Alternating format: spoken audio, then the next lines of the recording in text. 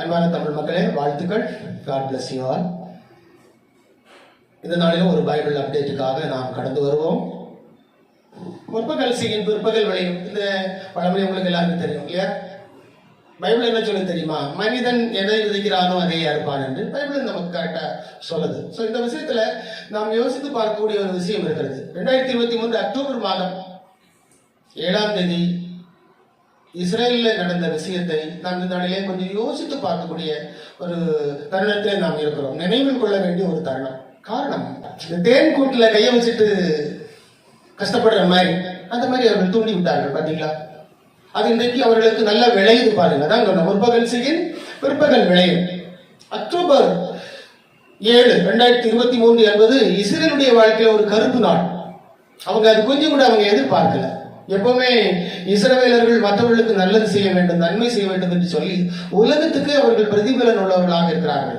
காரணம், உலக அளவில் இன்னைக்கு இஸ்ரேலியன் டெக்னாலஜி, அவருடைய தொழில்நுட்பம் எல்லாம் பயங்கரமான ஹை லெவல்ல இருக்குது. டெல் அவீவ் நகரம் உலகத்தினுடைய ஒரு தொழில்நுட்ப மையமாக இருந்து வருகிறதை நம்மால யாரும் மறுக்க முடியாது. அந்த அளவு அவர்கள் இருக்கிறார்கள். காரணம், அவர்களுக்கு கீர்த்தியும் புகழ்ச்சியும் உண்டு. அதான் பைபிள் நமக்கு சொல்லக்கூடிய ஒரு உண்மை. இந்த இடத்துல காசாவில் நடந்த அந்த விஷயத்தை நாம் யோசித்து பார்க்க வேண்டும். அன்று ராத்திரியில அவர்கள் 1200 இஸ்ரவேலர்களை கொண்டார்கள். கிட்டத்தட்ட 250 பேரை பழைய கைதிகளாக பிடித்துக் கொண்டார்கள். இது தேவையில்லாத விஷயம். இது ஈரான் தலைமையில் தான் செய்யப்பட்டது. ஈரான் தான் இவர்களுக்கு ஒரு ரத்தம் சிந்துதலை கொண்டு வர வேண்டும் என்பதுதான் இவர்களுடைய விருப்பம். அதை அயதுல்லா அலி காமெனி சார் அவர்கள் என்ன செய்கிறார்கள். இதுல ஒரு முக்கியமான விஷயம் நீங்கள் தெரிந்து கொள்ள வேண்டும். இன்னைக்கு காசாவிலே பசியும் பட்டணியும், சின்ன பிள்ளைகளுடைய அலறல்கள், சின்ன பிள்ளைகளுடைய கண்ணீர்கள் நம்ம எல்லாரும் பார்க்கிறோம். அது ரொம்ப பரிதாபகரமான ஒரு விஷயம் தான். கண்டிப்பா அதுல மாற்றுக்கருத்து இல்லை. அது எல்லாருக்கும் மன வருத்தம் தான், மன வேதனை தான். ஆனா இப்படி அந்த ஆகுவதற்கு காரணம் என்ன? இஸ்ரவேலர்கள் அல்ல, ஹமாஸ். ஒரு இஸ்ரேலின் பெண்மணியை ஒரு ட்ரக்ல போட்டு அன்னைக்கு ராத்திரி அந்த பெண்ணுடைய கால் கிட்டத்தட்ட முறிஞ்சிருச்சு. ஒரு கால் முடிஞ்சிச்சு. 90% நிர்வாணமாக வைத்து ஒரு ட்ரக்ல போட்டு என்ன செய்தார்கள்? அந்த ராத்திரியில காசா முழுவதும் அந்த ட்ரக்ல வச்சு ஒரு 5 தடியனுங்க சேர்ந்து என்ன செய்தார்கள்? துப்பாக்கி எல்லாம் கையில வச்சுட்டு அல்லாஹு அக்பர் அல்லாஹு அக்பர் என்று சொல்லி கோஷமிட்டு அந்த தெருவெல்லாம் வலம் வந்தாங்க. அந்த காசா தெருவெல்லாம் வலம் வந்தாங்க. அதை பார்த்து சில சிறுவர்கள், எல்லாருக்கும் அது பிடிக்காது கண்டிப்பா, எல்லாரும் அதை விரும்ப மாட்டாங்க. சில சிறுவர்கள், சில பெண்கள், சில ஆண்கள் என்று சொல்லி எல்லாரும் அதே மாதிரி தங்களுடைய வீடுகளில் இருந்து கோஷமிட்டார்கள். கடைசியில் அந்த பொண்ணு ஒரு சிலவர்கள் கீழே இறங்கி வந்து அந்த பிள்ளையை அடிக்கவும் செய்தார்களாம். ஏன்னா ஆல்ரெடி அது அரை உயிரா தான் கிடக்குது. அது ஒரு 19 வயசு சின்ன பிள்ளை, இஸ்ரேலிய பெண்மணி. இது அங்க நடந்துச்சு தெரியுங்களா? அப்ப இது நடக்கும்போது அவர்கள் என்ன செய்தார்கள்? சில பேர் சிரிச்சாங்க. நாளைக்கு நமக்கு இப்படி ஒண்ணு வரப்போகுது அப்படின்னு அவங்களுக்கு தெரியல. அந்த டைம்ல இதை தேவன் பார்த்தார். கர்த்தர் பார்த்து கொண்டிருக்கிறார். கர்த்தருடைய கண்கள் எவ்விடத்திலிருந்து நல்லோரையும் தீயோரையும் நோக்கி பார்க்கிறது. நியாயம் விசாரிக்கிறவர் அவராச்சே. நாம ஒருத்தருக்கு இன்னொன்னு செய்யும் போது நமக்கு வேற ஒண்ணு வரும். என்ன 2 வருஷம் ஆச்சு அது வரதுக்கு. அவங்க 23ல செஞ்சாங்க, இவங்க 24, 25ல எல்லாம் என்ன செய்தார்கள்? கடைசியில் அவங்க அங்க இப்ப அவங்களுக்கு நிக்கிறதுக்கு வீடே இல்லாம போயிடுச்சு. பாத்தீங்களா? வீடு இல்லை, உணவு இல்லை, ட்ரெஸ் இல்லை. இன்னைக்கு அந்த மக்கள் பரிதாபப்படுறாங்க. இப்ப அவங்களுக்காக நாம ஜெபிக்க வேண்டியது நம்முடைய கடமை. ஆனாலும் சில காரணங்கள் அவர்களுக்குள்ளும் இருக்கிறது என்பதை நான் உங்களுக்கு சுட்டி காட்டுகிறேன். இப்ப இந்த போர் எந்த அளவு மாறி இருக்கு பாத்தீங்களா? அது இஸ்ரேல் ஆரம்பிச்சது, இஸ்ரேலோட முடிவு ஒண்ணு ஹமாஸ் நினைச்சாங்க. ஆனா என்ன பண்ணிட்டாங்க? தேன்கூட்டில் கை வச்ச மாதிரி ஹமாஸும் ஒண்ணும் இல்லாம போயிடுச்சு. கடைசியில் ஹிஸ்புல்லா சப்போர்ட் வரேன்னாங்க லெபனான்ல இருந்து. லெபனான் அவர்களும் கடைசியில் என்ன செய்தார்கள்? பலன் இழந்து போனார்கள். இஸ்ரேல் கிட்ட நிற்க முடியாது அப்படின்னு சொல்லி. இஸ்ரேல் எப்பவுமே அப்படிதான், நெவர் அகைன் அப்படிங்கிற அந்த வார்த்தையில நிற்பாங்க. இனிமே இந்த மாதிரி நடக்கிறதுக்கு என்ன பண்ணக்கூடாது, வருவது அனுமதிக்க கூடாது அப்படின்னு சொல்லி நிற்பாங்க. பிரியமானவர்களே, அது அவர்களுக்கு ஆண்டவர் கொடுத்த பலன். இஸ்ரேல் பூத்து காய்த்து உலகத்தை பிரதிபலனால் நினைக்கும் காலம் வரும் அப்படின்னு இருக்குது. அதன் பிரகாரம் இனிமே அவங்க பூத்து காய்க்கிறவர்கள், தோற்று போகிறவர்கள் அல்ல. தீர்க்க தரிசனம் அப்படி இருக்குது. ஏன்னா 3ஆம் முறை உள்ள வந்திருக்கிறாங்க. ஆல்ரெடி 2 முறை உள்ள வந்தாங்க. எகிப்திலிருந்து ஒரு முறை உள்ளே வந்தார்கள், பாபுலோன்ல இருந்து ஒரு முறை உள்ளே வந்தார்கள். இப்ப மறுபடியும் உலகமெங்கும், வேர்ல்ட்ல இருந்து உலகமெங்கும் இருந்து என்ன செய்திருக்கிறார்? உள்ளே வந்திருக்கிறார். இனிமே தேவனாகிய கர்த்தர் அவர்களை என்ன செய்வார்? ஸ்திரப்படுத்துவார். ஏன்னா கர்த்தரே ஒரு யுத்த வீரருங்க. கிதியோனை ஆண்டவர் இதே மாதிரி மீதியானிகள் அன்னைக்கு இருந்த அரபியர்கள் மீதியானிகளை ஜெயிப்பதற்கு கிதியோனுக்கு ஆண்டவர் கொடுத்தது 300 பேர் தான். 300 பேரை கொடுத்து கிதியோன் சொன்னார், போ 300 பேரோட நான் உங்களை அனுப்புறேன், அங்க 1,35,000 பேர் இருக்கிறாங்க, அவங்களை நான் அவங்க மேல ஒப்பு கொடுக்குறேன் அப்படின்ட்டாரு. 300 பேர் எங்க இருக்கு, 1,35,000 பேர் எங்க இருக்கு. கிதியோன் அழகா ஜெயித்து கொண்டு வந்துட்டாரு. அது கிமு 1200 நடந்த விஷயம்.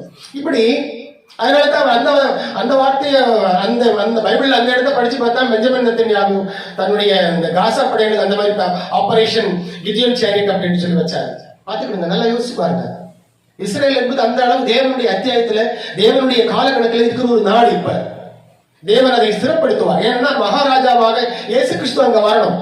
எருசலேம் மகாராஜாவின் நகரம் இருக்குது. அதனால இனிமே அது யாருக்கும் அது விட்டு கொடுக்க மாட்டார் தேவன். தேவனாகிய கர்த்தர் கொடுத்த நேரத்தில் யுத்தங்கள் வழியாக பலவிதமான அற்புதங்கள் வழியாக அதை செய்து முடிப்பார். அதுக்கு மனித சக்தி ஒண்ணும் பண்ண முடியாது, மனித ராணுவங்களோ ஒண்ணுமே பண்ண முடியாது. இஸ்ரேல்ல இப்ப ஒரு சில பாலிஸ்டிக் மிசைல் வந்து விழுந்திருக்குது. மேக்சிமம் அயன்டோம் மூலம் அவர்கள் என்ன செய்ய தடுத்து நிறுத்தினார்கள். ஆனா கொஞ்சம் பெரிய சைஸ் வந்து விழுந்திருக்குது. அது ஏன் தெரியுமா? ரஷ்யன் டெக்னாலஜியில செய்யப்பட்ட ஒரு சில பாலிஸ்டிக் மிசைல் எல்லாம் இஸ்ரேலில் விழுந்திருக்கிறது உண்மை. இஸ்ரேலில் சேதம் வந்திருக்கிறது உண்மை. இஸ்ரேலிலும் காயமடைந்தவர்கள் இருக்கிறார்கள், மரித்து போனவர்கள் இருக்கிறார்கள். இப்ப நடந்த விஷயம். ஆனா இதெல்லாம் பார்த்து இஸ்ரேல் துவண்டு போறதில்லை. இதெல்லாம் சமாளிக்கான. இதை விட ஈரான், இஸ்ரேலுடைய அடி ஈரான்ல மிகவும் பயங்கரமானது இருக்குது. பாலிஸ்டிக் மிசைல் என்று சொல்லும் பொழுது உலகத்திலேயே ஹை ஸ்பீடுல ரொம்ப தூரம் பயணிக்கக்கூடிய பாலிஸ்டிக் ரஷ்யா தான் வச்சிருக்கு. இஸ்ரேல் கிட்டையும் கிடையாது, அமெரிக்கா கிட்டையும் கிடையாது. சரிங்களா? அப்ப பாலிஸ்டிக் மிசைல் அவங்க கிட்ட இருக்குது.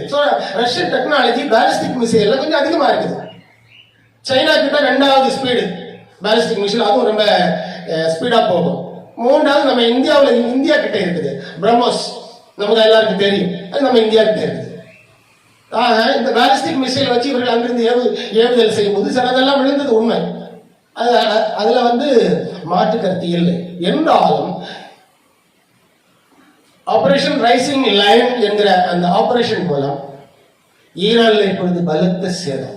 ஏன்னா ஈரான் போன்ற நாடுகளுக்குள் அணு ஆயுதங்களும் பாலிஸ்டிக் மிசைலும் அப்புறம் அணுவாதங்கள் செய்கின்ற ஃபேக்டரிஸும் டெக்னாலஜிக்கல் தொழில்நுட்பங்கள் கொண்ட கூடங்களும் இருக்கிறது என்று சொன்னால் அது வருகின்ற நாட்கள்ல உலக மக்களுக்கு எல்லாருக்கும் ஆபத்து என்று பெஞ்சமின் நெத்தன்யாகு சொல்றார். எங்க நாட்டுக்கு பாதுகாப்புக்காகவும் உலகத்துடைய பாதுகாப்புக்காகவும் நாங்கள் இதை இறங்கி செய்கிறோம். பாருங்க, ஈரான் கிட்ட இருந்த அணு ஆயுதங்கள் யார் யார்கிட்ட இருந்து பாருங்க. ஹிஸ்புல்லாஹ்க்கு நல்லா கொடுத்தாங்க. அவங்களுக்கு சாப்பாட்டு வசதியிலிருந்து டனல் தோன்றதுக்கு பண வசதியிலிருந்து எல்லாமே செஞ்சு கொடுத்தாங்க. ஹவுதிஸும் கொடுத்துக்கிறாங்க, ஹமாஸும் கொடுத்துக்கிறாங்க, ஹிஸ்புல்லாவும் கொடுத்துக்கிறாங்க. இன்னும் அவங்க ஈரான் நாட்டிலேயே 3 குழுக்கள் இருக்குது. 3 குழு. அந்த 3 குழுக்களுக்கும் 3 தலைவர்கள், உபதலைவர்கள் சொல்லி அது ஒரு விங்ஸ்ல போயிட்டு இருக்குது. இது எல்லாத்துக்கும் தலைவர் அயதுல்லா அலி காமேனி அவர்கள். இப்படி இவர்கள் எல்லாரும் நல்ல காரியத்துக்கு பயன்படுத்துறாங்க நீங்க நினைக்கிறீங்களா? இல்லை, நல்ல காரியத்துக்காக பயன்படுத்துறது இல்லை. அதனால அணு ஆயுதங்கள் ஈரான் கிட்ட இருக்கக்கூடாது அப்படின்னு சொல்லி இஸ்ரேல் முடிவெடுத்து களமிறங்கி நிற்கிறது. இதுக்கு காரணம் ஹமாஸை வைத்து அவருடைய நாட்டை அவர்கள் அடித்தபடினால. இன்னைக்கு பாருங்க, ஈரானுக்கு எவ்வளவு நஷ்டங்கள் பாருங்க. இதெல்லாம் அவங்களுடைய நாட்டு வளர்ச்சிக்காக, சொந்த மக்களுடைய தேவைகளுக்காக, வளர்ச்சிக்காக செஞ்சிருக்கலாம். ஈரானுடைய அணு உலைகள் பாருங்க,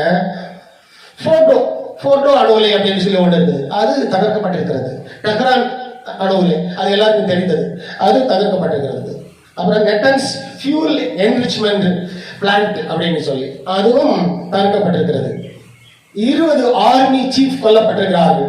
முக்கியமான விஞ்ஞானிகள் கொல்லப்பட்டிருக்கிறார்கள். முக்கியமான ராணுவ தளபதிகள், அதிகாரிகள் என்று சொல்லி கொல்லப்பட்ட. இன்னும் சகரான் கச்சா எண்ணெய்ங்கிறது அது உலக நாடுகளுக்கெல்லாம் சப்ளை ஆகிற ஒரு விஷயம். அதுவும் ஒரு பீப்பாய் வேலை இருக்குது. இன்னைக்கு எல்லாமே அது எரிஞ்சிட்டு கிடக்குது. அதெல்லாம் இவங்க ரிப்பேர் பண்ணி சரி பண்ணி வர்றது இனி காலங்கள் பிடிக்கும். குறைஞ்சது 20-30 வருஷங்களாவது பிடிக்கும். நீண்ட நாள் இனிமே இந்த யுத்தங்கள் இஸ்ரேலுக்கு இந்த பாலிஸ்டிக் மிசைலை ஏவுதல் செய்ய முடியாது. ஏன்னா விளாடிமிர் புதின் சப்போர்ட் பண்ணல. அவர் என்ன சொல்றாருன்னா, இதை சீக்கிரம் நீங்க முடிச்சுக்கிறது உங்களுக்கு நல்லது அப்படின்னு சொல்றாரு. ஏன் அவர் அதை சொல்றாரு? அவர் ஆல்ரெடி இன்னொரு வார்ல இருக்கிறாரு, உக்ரைன் வார்ல அவர் இருக்கிறார். அதனால இதுல ஈரான் கிட்ட அவர் தலையிடுறதுக்கு அவர் விரும்பல. அவரே சொல்றாரு, இது முடிக்க பாருங்க அப்படின்னு சொல்லி அவர் அறிவுரை சொல்றாரு. அதனால இப்ப ஈரான் மட்டும் தனியா நின்றுகிட்டு இஸ்ரேல் மேல இனிமே ஏவுகணைகள் எல்லாம் அனுப்ப முடியாது. கண்டிப்பா குறைஞ்சது அவங்ககிட்ட 3000 இருந்துச்சு, ஆல்ரெடி ஒரு 2500 செலவு பண்ணிட்டாங்க. இங்க ஒரு 500-400 கிட்ட இருக்குங்கிறது அரசியல் நோக்கர்களுடைய அபிப்பிராயம். அதனால செய்ய முடியாது. ஆனால் இஸ்ரேலுடைய தாக்கம் அதிகமாக இருக்கும். பெஞ்சமின் நெத்தன்யாகு என்ன சொல்றாருன்னு சொன்னா, ஆபரேஷன் ரைசிங் லைன் அந்த என்கிற அந்த ஆபரேஷன் மூலமாக தேடி பிடித்து அழிப்போம் அப்படிங்கிறாரு. அணுகுண்டு செய்யாத அளவுக்கு தடுத்து நிறுத்துவோம் அப்படிங்கிறாரு. அப்புறம் பாலிஸ்டிக் மிசைல் எல்லாம் செய்யக்கூடிய அந்த ஃபேக்டரிஸ், சென்டர்ஸ், இது எல்லாமே என்ன பண்ணிடுவோம், ஒன்றும் இல்லாம செய்து விட்டுருவோம். ஆர்மி லெவல், ஈரானுடைய ஆர்மி லெவலை 0 லெவலுக்கு கொண்டு வருவோம் அப்படின்னு சொல்லி அவர் பேசுறாரு. இஸ்ரேல் பூத்து காய்த்து உலகத்தை நிரப்பும். இஸ்ரேலால உலக மக்களுக்கெல்லாம், உலக நாடுகளுக்கு எவ்வளவு நன்மைகள் தெரியுமா?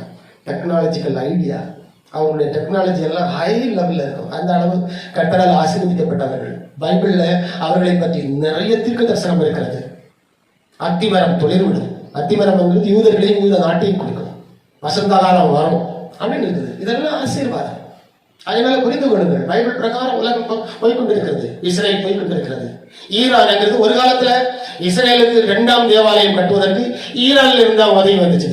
அப்ப அந்த காலத்துல அந்த கிமு 587 எல்லாம் இருந்த மன்னர் கோரஸ், மன்னர் தரியும், இவங்க எல்லாம் தேவாலயம் கட்டுவதற்கு நேபுகாத்நேச்சர் ஆல்ரெடி எடுத்துட்டு கொண்டு போய் ஈரான்ல வச்சிருந்த அந்த பொண்ணு ஆலயத்தினுடைய தட்டுமுட்டுகள் எல்லாவற்றையும் அழகா கொடுத்து அனுப்புறாரு. அப்படிப்பட்ட ஒரு நாடு இப்ப ஈரான் இருக்குது.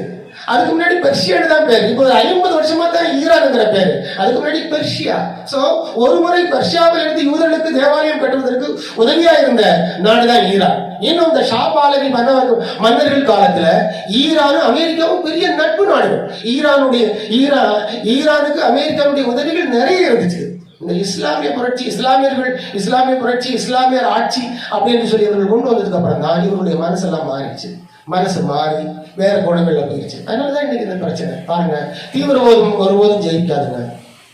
இப்ப இதனால எல்லா நாடுகளுக்கும் இந்த யுத்தங்கள் தொடர்ந்து கொண்டு போனால் எல்லா நாடுகளுக்கும் நிச்சயமாக கச்சா எண்ணெய் ப்ராப்ளம் வரும். அப்புறம் ஃபுட் கிரைசிஸ் வரும். நிறைய ப்ராப்ளங்கள் வரும். அதனால யோசிப்போம், எல்லாரும் நாம் ஜெபிப்போம். காசா மக்களுக்காகவும் ஜெபிப்போம். அவர்களுக்கும் நல்ல தங்குமிடம், உறைவிடம், வீடு, இன்னும் டிரெஸ் வசதி போன்ற காரியங்கள் அவர்களுக்கு உண்டாக ஆண்டுகிட்ட நாம் ஜெபிப்போம். இன்னொரு வீடியோவுடன் உங்களை சந்திக்கிறேன். God bless you all.